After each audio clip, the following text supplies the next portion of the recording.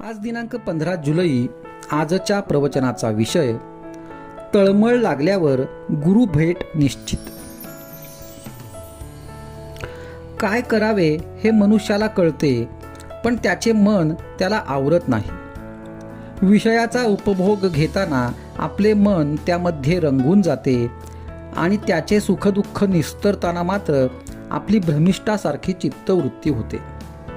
आपल्याला झालेला भ्रम नाहीसा करायला 3 गोष्टी आवश्यक आहेत. 1.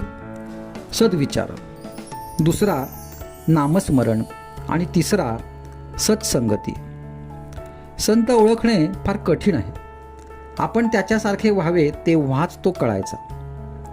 त्यापेक्षा सद्विचार बाळगणे सोपे. भगवंताचा विचार तोच सुविचार होय.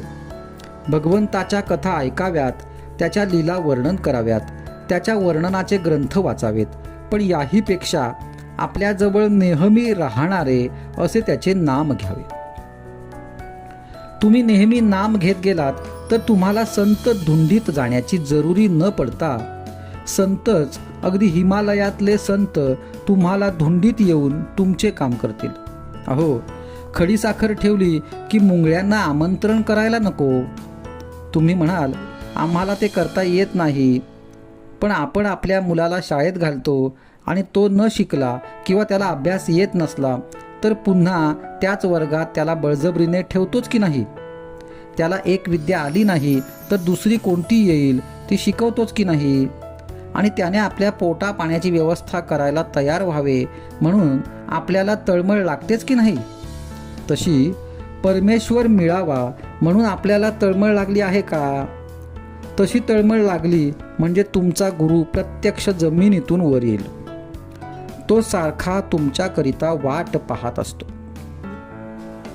आई मुलाची फार तर एका जन्मापर्यंतच, म्हणजे देह आहे तोपर्यंतच काळजी करील. पण गुरु हा जन्मोजन्मी तुमची काळजी घ्यायला तयार आहे. त्याला देह नसला तरी तो नाही असे समजू नका. तुम्ही दुश्चित्त झाला म्हणजे तो दुश्चित्त होतो. म्हणून तुम्ही केव्हाही दुश्चित्त होऊ नका. देहाचे भोग येतील जातील, पण तुम्ही सदा आनंदात राहा. तुम्हाला आता काही करणे उरले आहे असे मानू नका. गुरुभेट झाली म्हणजे तुम्हीपणाचे उरतच नाही. मात्र गुरुला अनन्य शरण जा. एक शिष्य मला भेटला तेव्हा तो आनंदाने नाचू लागला. मी त्याला विचारले, तुला एवढा आनंद कसला झाला आहे?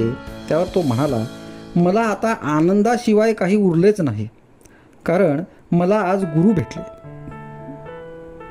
जो असा झाला त्यालाच खरी गुरुची भेट झाली. तरी तुम्ही गुरुला अनन्य शरण जा, म्हणजे तुम्ही आणखी काही करण्याची जरुरी नाही. आजचा सुविचार. भगवंताची तळमळ हा साधकपणाचा प्राण आहे.